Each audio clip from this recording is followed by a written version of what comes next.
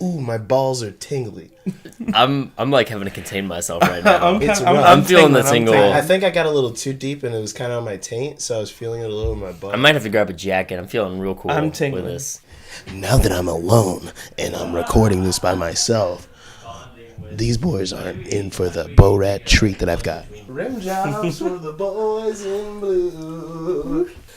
Questions. And while we're here, hello everybody and welcome to Sad High Five Productions' first episode of Getaletchaknowus, the interview show. Bam! We came at you crossways with that one. That's for those of you on the podcast tip.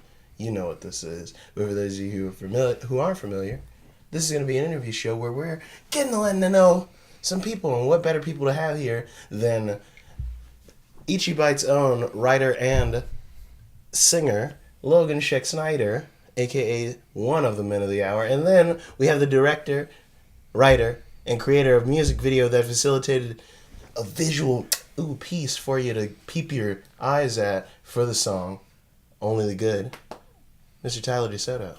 Peace. Okay, so boys, the music video is quite the impressive vehicle. Thank you. It's delivering us, the audience, and myself, a powerful song with any number of meanings, Of course. or messages. As the creator of these works, I guess the big question on everyone's mind right now is, you ever think about a bug? You know, I think about this a lot. As an avid movie fan, one of my favorite movies happens to be Ants. The What's his name? Woody Allen. Woody. It's neither of those people. Woody Allen? Woody. Wait. Woody. Andy's toy. Put up a picture of Woody. I was gonna say one of my favorite movies is the Alien, the original Alien movie, which a lot of people like in the Xenomorphs to a bug. It's a big space bug. Yeah, for me, Men in Black did it for me. Yeah. And I think about that bug. You want to quite see me often. put my hands behind my back like this? Very good. I don't think people out there were expecting that answer. Very good. I guess we can move it on to what. I've got a hypothetical for you boys, something to give us a little clue into your personalities and what you draw inspiration from. Of course. An eccentric billionaire has just approached you. He's purchased a huge mountainside plot of area, and he wants you to be in charge of creating your generation's Mount Rushmore. What are your inspirations? What are your foreheads that you pick? Living, dead, fictional, non-fictional, doesn't matter. Give me something. Ooh, my balls are tingling. I'm like having to contain myself right now. I'm feeling the tingle. I think I got a little too deep and it was kind of on my taint, so I was feeling it a little in my butt. I might have to grab a jacket. I'm feeling real cool. Okay. Anyway, care to go first? Sure, yeah. So I'm going to go with my good poet boy, Robert Bly. He's a big inspiration for me.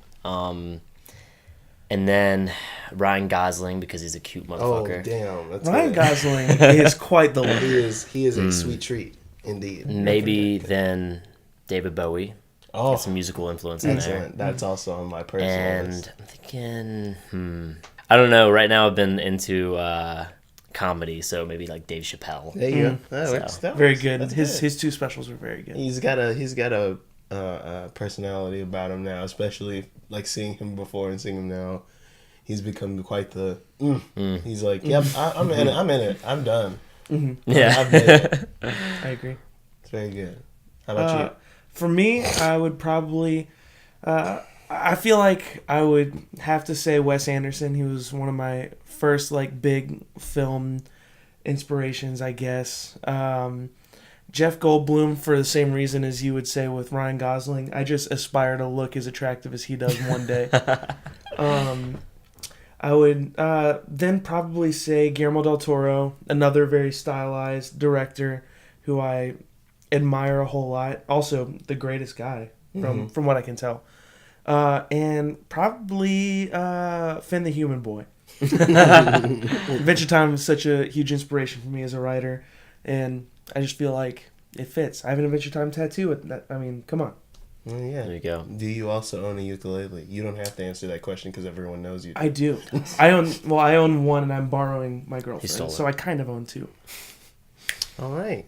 So with that one out of the way, let's move on to more specific questions. I'll start with Logan, being the man who created the song here. What was your approach to writing this song? What was your mood? Did you have like a specific sort of mindset you had to get in? Did you have any inspirations or maybe a ditty that you just kept coming back to and you're like, I want to turn this into something? I started on this song when we were in transition to move to Nashville. I was back in Louisiana for about a month, and I was playing with my good buddy Seth Palmer, and we wrote the riff that actually didn't make it to the final cut of the song. Yikes. And so from that point on, we moved here and just kept on working on the pieces of the music, and then the lyrics and song meaning actually kind of stemmed out from the emotional kind of element of the song. I kind of pieced together what I wanted to say from that place that I created. And what would that place be? Like where emotionally would you say as the creator of the song? Was the song? Yeah, it's definitely got like a sense of longing to it and a sense of I can see that for sure. Yeah, it's like a weird combination of like comfort but longing at the same time. So like almost like memories of, you know, someone who's not here anymore or someone who you don't have in your life anymore. Would it be a stretch to say like being maybe even homesick? Yeah, I mean, in the process definitely. of moving and all. Yeah, it's definitely that sort of kind of thing of, you know, wanting to be, you know, wanting to comfortable. Yeah. Right. I feel it. I like that. That's a very good answer. Yeah.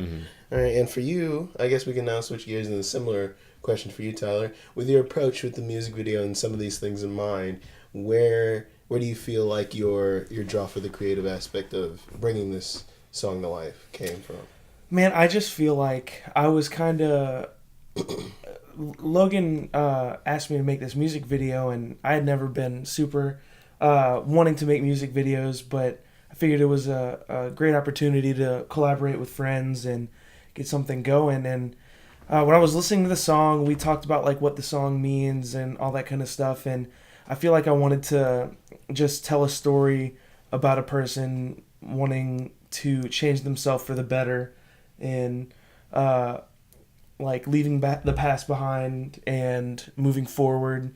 Just because, like he said, that we were very much so in that kind of mindset ourselves at the time. Yeah. Like we had just moved, we were trying to find our footing. I had a job I hated, and I was transitioning into a new job, and I'm trying to build this as a career. Just felt like moving forward was kind of the theme of the whole everything. No, for sure. I definitely could. It's almost like a small time capsule in a way, this song and the music video itself, of like both. It was started as we were moving and finished once we kind of found our place here. Yeah. You know? It's very cool. Very cool to think of it in that way. All right. So I guess next I kind of wanted to dive into the meaning behind maybe a few of the lines or lyrics from the song. Okay. So let's just get into that real quick. I've got one of the lines here. What was that? I don't understand. Hold on 1 second. Hold on. But I have a new one. That's not the song. Hold on. That's not the song. This was actually my Borat soundboard. I'm sorry. But that doesn't matter. But yeah, some lyrics. If you hit me with another one, I'm going to scream. I promise you. But one of my favorite lyrics is actually the chorus itself. Never gonna take the heart from my hold, stumble and embrace your feet across a stone. But even when you feel your face is hard to show, you'll find a way, but you should know that only the good die slowly. What does that mean? Like, people can interpret that one way or the other, but for you, the artist, when writing that line, what did that mean to you? Yeah, so, I mean, I could go piece by piece, or I can just say, like, as a whole. No, for sure. Just like a... Yeah, in general. Sort of, yeah. You know, it starts off with, like, the reassuring kind of tonalities. You're going to struggle. You're going to, you know, have hardship. But despite that, you know, go on, you know. Give it a good... Yeah, give it a good one. And then the hook... You know, only the good die slowly is also like kind of in reference to like kind of step outside the lines, but understand like that's like a risk. Yeah. You know, it's like, you know, kind of keeping perspective, although you're making these, you know, big, I guess, kind of I say big moves for lack of a better word, you know, living dangerously. If No, you for will. sure. But like, it's like that saying, like, to live is to, Yeah. you know, to do things, to keep moving, and not just like, Yeah. you know, staying safe. It's like you're gonna sometimes have to make big decisions. Right, you know, like it just kind of touches on the topic of like freedom and what Yeah. it means to actually try to, you know, live a life in that way. It's like you got to make these decisions, and ultimately you're responsible for the outcome because you chose to do it. That's very I like that. It's very cool. Okay, let's get back to this here question page and office. Very important document. Borat. For you, Tyler, let's dive a little bit more into your aspect of this. Let's start, I guess, more so on the outside rather than the music video itself. All right. What is, or what will Sad High 5 Productions be? What is this about? So Sad High 5 Productions is gonna kind of we're still in the early stages, but I want it to become kind of a conglomerate of a lot of different creatives and creative outlets. So it's going to be video production, whether that be music videos. We've already done some like promotional materials for business and art or an artist. And also I want to like have a blog for people to submit writings, whether it be about like film or music or things like that. And then also video production for just like silly things like this where we're just having fun. I also want to do like sketch comedy. I want Sad High 5 Productions to be just like an outlet for creatives and for friends to do stuff. That's really admirable. That's something I could get behind. I'm about it. Because I'm a part of it.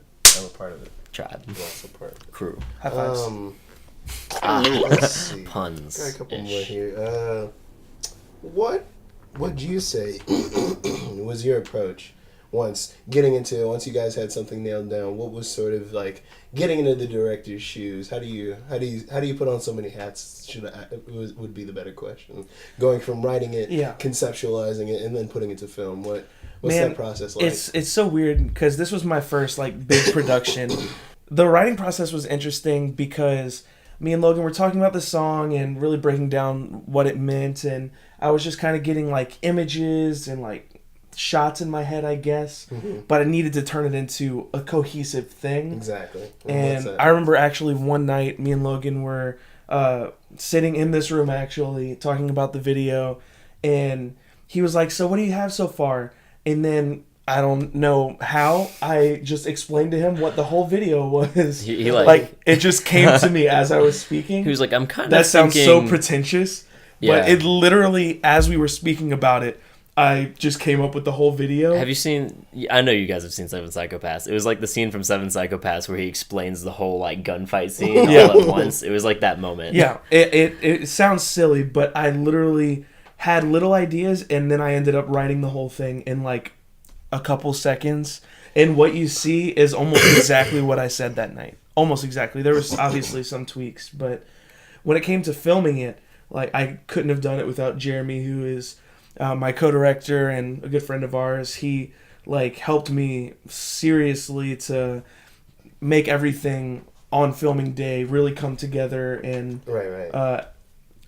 Sorry, it's just so beautiful. No, I yawned. And I didn't want it to seem like Shout out to Jeremy. But yeah, that's awesome. Jeremy's And powers. same sort of question for you, Logan, like because you were definitely there during a lot of that filming process. And what was it like seeing your sort of song kind of gaining bones and a body being formed around it to kind of carry it, like sort of totally in, having that same sort of feel of like, oh, this is Tyler's project that he's done, but it ultimately is my music being brought to life in a way. Yeah, it was like pretty crazy to watch all of my friends come together and like put in hours on this video. I mean, we were at the warehouse.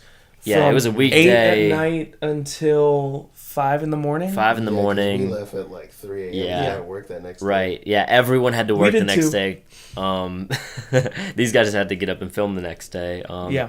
Yeah, and so it was just cool to watch like everyone like be very supportive of like each other's projects. And, No, like, for sure. You know, that kind of environment was really cool to be in. Yeah. It was a fun shoot. I had to move a lot of stuff in the warehouse. And he was so on it. He was like, Tyler, is all this stuff in the way? I was like, not really. He's like, I can move it if it's in the way. It's a lot of stuff, but I'll move it. And So I perfect. appreciate it so much because Shout out to Callie. yeah, shout out to Callie Callie's friend. for hooking us up with that place That because it was so awesome. clutch. The team we had, man, and I think that's something to be said about like a project. Like it was so cared for by everyone involved that it went off without a hitch almost every time. Like things fell into place because people were willing to. It's like, of course, this is all our baby, kind of collectively, and that's something you don't really see too often. Or like you always hear like these like crazy horror stories, and we don't really have that. And I think that's something to be said about this being the first project. That everything from here on out is downhill. Downhill's gonna be real bad. I think I got one. No, I think that's. Boom. Interview. Done. I think that's about it. Yeah. Just in time. With that, I think that's a good spot to wrap it up. Yeah. This has been Get to Let You Know Us with Itchibite and director, writer, commentator, Tyler DeSoto, singer-songwriter Logan Schedneyder. You can find them all on their respective social medias. Itchibite Band. Itchibite_band. On Instagram. Yes. And other places. We are at SH5 Productions on Instagram. Okay. What about our Twitter is at Sad High Five, right? Sure. I think it is, but it'll be. You in can the find us at description. Sad High Five Productions on YouTube as well. That's the word 5, not the number. Give it a subscribe there. All our videos we posted there, as well as other places. And individuals for if you want me to interview you or something, I don't care. Doesn't matter. Maybe you want to say hi. Send us a message. Send me a sandwich. Check me out at Too Much Spaghetti on Twitter or at El Burrito Mito with underscores in between those on Instagram. I post a lot of weird shit. Quality. All right. Yeah. Well, we'll see you babies in the next one. Check, please.